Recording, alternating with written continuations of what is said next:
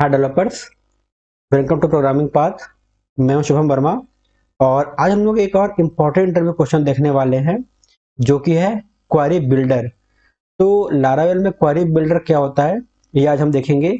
और अगर बात की जाए इम्पोर्टेंस की, तो यस, ये जो इंटरव्यू क्वेश्चन है काफ़ी ज़्यादा इम्पोर्टेंस रखता है, क्योंकि जब भी ये हम इंटरव्यू देते हैं लारावेल का तो काफ़ी ज़्यादा चांसेस होते हैं कि हमसे क्वेरी बिल्डर के बारे में पूछा जाए कि क्वेरी बिल्डर क्या होता है और हम लोग इसको किस तरीके से लिख सकते हैं। मतलब आपसे ये भी कहा जा सकता है कि इसका सिंटैक्स लिख के दिखाने के लिए कि क्वेरी बिल्डर का सिंटैक्स होता है वो क्या होता है और कैसे हम लोग इसको यूज करते हैं। ठीक है, तो आइए देखते हैं क्या होता है लारावेल में क्वेरी बिल्डर।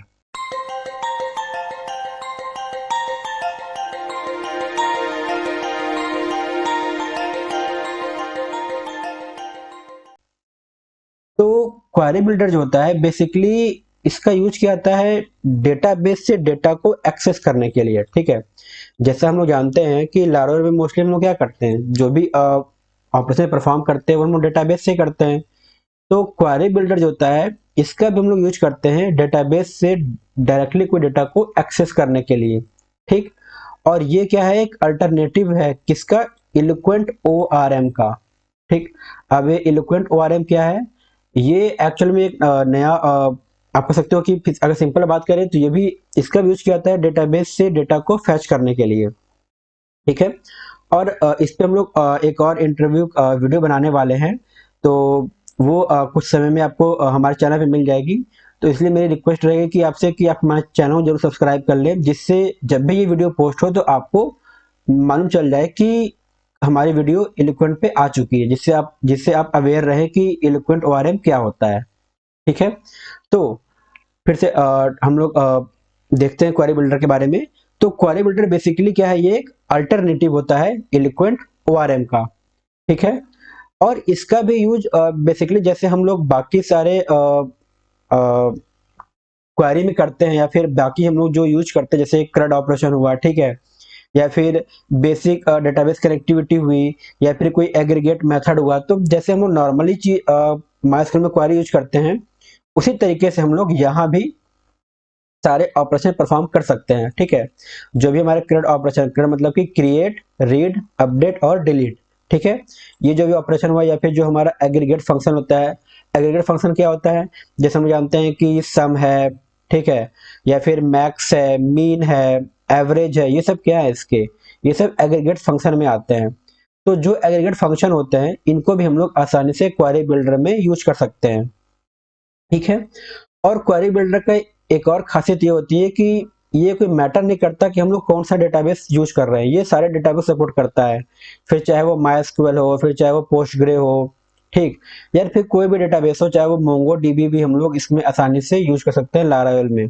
हाँ, बस लारावेल में अगर हमें मोंगो डीबी यूज करना है तो इसके लिए हमें कुछ अलग से प्लगइन डाउनलोड करने पड़ते हैं डेटाबेस में, और कुछ हमें अलग से इसकी एक्स्ट्रा कोड लिखना पड़ता है डेटाबेस की फाइल में, जो इसकी कनेक्टिविटी फाइल होती है।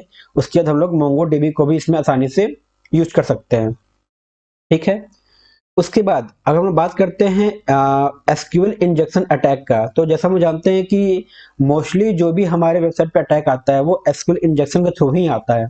ठीक, तो क्योंकि ये जो हमारा क्वेरी बिल्डर है ये यूज करता है पीडीओ को। पीडीओ क्या है, पीएचपी डेटा ऑब्जेक्ट्स। ठीक, अब इसी पीएचपी डेटा ऑब्जेक्ट्स की वजह से जो हमारा एसक्यूएल इंजेक्शन होता है ये इसको प्रिवेंट कर देता है। मतलब हमें चिंता करने की कोई बात नहीं होती है, क्योंकि ये जो पीडीओ होता है ये इस एसक्यूएल इंजेक्शन अटैक को रोक देता है। ठीक है, तो मतलब कहने का ये है कि हमें यहाँ पे सिक्योरिटी अगर पॉइंट ऑफ व्यू से बात करें तो हमें यहाँ पे कोई भी टेंशन लेने की जरूरत नहीं होती है, क्योंकि पीडीओ की वजह से जो हमारा क्वेरी बिल्डर होता है वो काफी सिक्योर हो जाता है। ठीक, अब इसकी एक और खासियत क्या होती है, यहाँ पे हमें जो हम लोग एसक्यूएल क्वेरी लिखते हैं ना, प्योर एसक्यूएल क्वेरी, हमें यहाँ पे इसकी लिखने की कोई भी जरूरत नहीं पड़ती है। क्यों, क्योंकि ये जो क्वेरी बिल्डर होता है ये हमें कुछ क्लासेस देता है, कुछ मेथड्स देता है, जिनका यूज हम लोग आसानी से कर सकते हैं डेटाबेस में। जो भी हमें ऑपरेशन परफॉर्म करना है, जो भी हमें CRUD ऑपरेशन परफॉर्म करना होता है, उन सभी ऑपरेशन को हम लोग आसानी से परफॉर्म कर सकते हैं इन्हीं क्लासेस और मेथड्स के थ्रू। ठीक है, बिना किसी प्योर एसक्यूएल क्वेरी को लिखे हुए। ठीक है, और इसमें एक और खासियत ये होती है कि ये हमें कुछ स्पेसिफिक कैशिंग मैकेनिज्म प्रोवाइड कराता है जो कि रिलेटेड होता है क्वेरी से, ठीक है। मतलब इसमें कुछ कैशिंग मैकेनिज्म होता है जो कि जो हमारी क्वेरीज होती है, जो हम लोग क्वेरी लिख रहे होते हैं ना, उसमें काफी हेल्प करता है रिजल्ट को और अच्छे से एक्सेस करने में और फास्ट एग्जीक्यूशन में। ये जो स्पेसिफिक कैशिंग मैकेनिज्म होता है क्वेरी बिल्डर में, ये हमें हेल्प करता है, ठीक। अब हम लोग इसका एग्जांपल देखते हैं। ये जो क्वेरी बिल्डर है, ये तो हमने समझ लिया कि ये क्या होता है और हम लोग इसमें इसकी बेनिफिट क्या होते हैं और हम लोग इसे कैसे यूज कर सकते हैं, ठीक है। अब हम लोग से कुछ क्वेरी देखते हैं, कुछ एग्जांपल देखते हैं, जिससे हमें अच्छे से समझ में आ जाएगा कि इस क्वेरी बिल्डर की क्वेरी को हम लोग कैसे लिखते हैं, ठीक है। अच्छा, वीडियो में आगे बढ़ने से पहले अगर आपने हमारी वेबसाइट को विजिट नहीं किया है तो जरूर विजिट कर ले। जहाँ पे ये जो हमारा प्रैक्टिस सेक्शन है, आप इसको जरूर विजिट करें, जहाँ पे आपकी जो तैयारी होगी वो एमसीक्यू टाइप के क्वेश्चन की वजह से काफी अच्छे से हो जाएगी। और ये जो हमारा प्रीमियम सेक्शन है, आप इसको जरूर विजिट कीजिए, जहाँ पे हमने पीएचपी, माइस्क्वेल और जावास्क्रिप्ट से रिलेटेड कुछ इंटरव्यू क्वेश्चन पैकेज बनाए हुए हैं। तो यहाँ पे हमने केवल इंपॉर्टेंट इंटरव्यू क्वेश्चंस को ही कवर किया हुआ है। तो और ये जो इंटरव्यू क्वेश्चंस है ना, काफी ज्यादा इंटरव्यू में पूछे जाते हैं, तो आप इसको जरूर विजिट कीजिए। आप देख सकते हैं इसकी प्राइसेस जो है ना, हमने काफी कम रखी है, ठीक है। काफी कम प्राइसेस है, तो आप इसको जरूर एक बार चेक कर सकते हैं। तो ये आपकी काफी हेल्प करेंगे इंटरव्यू को और अच्छे से तैयारी करने में। जो वीडियो की लिंक, सॉरी, जो वेबसाइट की लिंक होगी वो आपको नीचे डिस्क्रिप्शन में मिल जाएगी, ठीक। तो आइए हम लोग आगे देखते हैं क्वेरी बिल्डर का एग्जाम्पल। तो सबसे पहले हम ये देखते हैं कि क्वेरी बिल्डर के थ्रू हम लोग डेटा से, डेटाबेस से या फिर टेबल से आप कह सकते हो कि कैसे हम लोग डेटा को फेच करेंगे, ठीक है। सिंपल सा इसका सिंटेक्स होता है डीबी, ठीक है, double colon table, users, users जो हमारा टेबल का नेम होता है, और ये गेट मेथड, ठीक है। इसके थ्रू हम लोग आसानी से डेटा को फेच कर सकते हैं। तो इसमें होगा क्या कि यूजर्स टेबल में जो भी डेटा होंगी वो सभी हमको मिल जाएंगे, ठीक। अब अगर हमें इसमें कोई वेयर कंडीशन लगाना है तो वो कैसे लगाएंगे, ठीक है। डीबी डबल कॉलन टेबल, फिर ये यूजर्स हो गया जो हमारा टेबल नेम है, फिर वेयर, वेयर जो हमारा कंडीशन होता है, ठीक है, क्लॉज जिसको हम लोग बोलते हैं। उसके बाद नेम, नेम में क्या है, ये हमारा की है, ठीक है। नेम में जो पहला, जो वेयर कंडीशन में जो पहला पैरामीटर होगा वो हमारा की होगा, उसके बाद ये वैल्यू होगी, ठीक है। तो ये हमारा हो गया where name is equal to Poonam, ठीक है। उसके बाद फर्स्ट, फर्स्ट मतलब ये बता रहा है कि जो भी फर्स्ट रिजल्ट मैच करे वो हमें दे दे, ठीक है। तो इस तरीके से कुछ हम लोग यूज करते हैं where condition using query builder, ठीक है।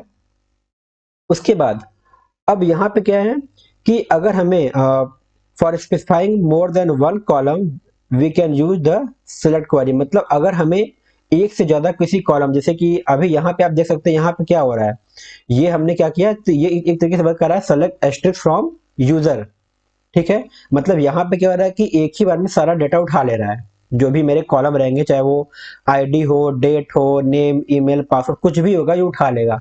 लेकिन हमें सारी चीज की जरूरत पड़ती नहीं है, हम चाहते हैं कुछ स्पेसिफिक कॉलम को उठाना। वो हम लोग कैसे करेंगे क्वेरी बिल्डर में, तो उसकी क्वेरी क्या है, आप देख सकते हैं dB double colon table, table का नेम जो मेरा यूजर्स है, सेलेक्ट, सेलेक्ट यहाँ पे हम बता रहे हैं कि हमें कौन कौन सा कॉलम कॉलम जो है वो सिलेक्ट करना है, ठीक है। कॉलम क्या होगा, नेम और ईमेल, ठीक है। उसके बाद गेट फंक्शन, तो इससे हमें क्या होगा कि हमें केवल चाहे वो उसमें टेबल में आपके 10 कॉलम हो या 20 कॉलम हो, उसमें से हमें केवल नेम और ईमेल ही मिलेगा, ठीक है। और जनरली अगर देखा जाए तो हमें सारे जो कि किसी भी टेबल में जो सारे कॉलम होते हैं वो हमें कभी फेच नहीं करना चाहिए। हमें स्पेसिफिक नाम डिफाइन करना चाहिए कि हमें कौन कौन से कॉलम को चाहिए, क्योंकि अगर हम सारे कॉलम उठाएंगे उसमें से तो जो हमारा क्वेरी होगा ना काफी स्लो हो जाएगा।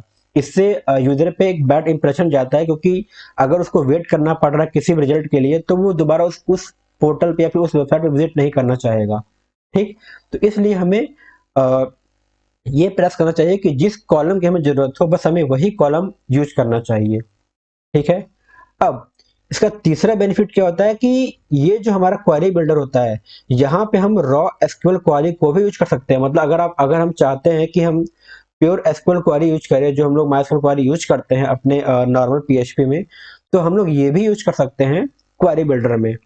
कैसे यूज कर सकते हैं, तो आप यहाँ पे देख सकते हैं डीबी डबल कॉलन सेलेक्ट, ठीक है। उसके बाद डीबी डबल कॉलर रॉ, मतलब रॉ मतलब ये बता रहा है कि हम जो प्योर जो का क्वेरी है माइस्क्यूएल की या फिर एसक्यूएल की, वो हम लोग यहाँ पे लिखने वाले हैं। ठीक है, तो यहाँ हो गया सेलेक्ट एस्ट्रिक्स फ्रॉम यूजर्स, मतलब जो टेबल नेम है where name is equal to dollar name. ठीक है, तो कुछ इस तरीके से हम लोग जो हमारा रॉ एसक्यूएल क्वेरी है हम लोग उसको भी यूज कर सकते हैं इसमें, क्वेरी बिल्डर में। ठीक है, तो आपको उम्मीद है क्लियर हो गया होगा कि क्वेरी बिल्डर क्या होता है लारावेल में, इसको हम लोग कैसे यूज करते हैं, कहाँ यूज करते हैं और कब यूज करते हैं। ठीक है, तो आज के लिए बस इतना ही। अगर आपको वीडियो पसंद आए तो प्लीज लाइक, शेयर और सब्सक्राइब जरूर करें। आपका वीडियो देखने के लिए बहुत बहुत धन्यवाद।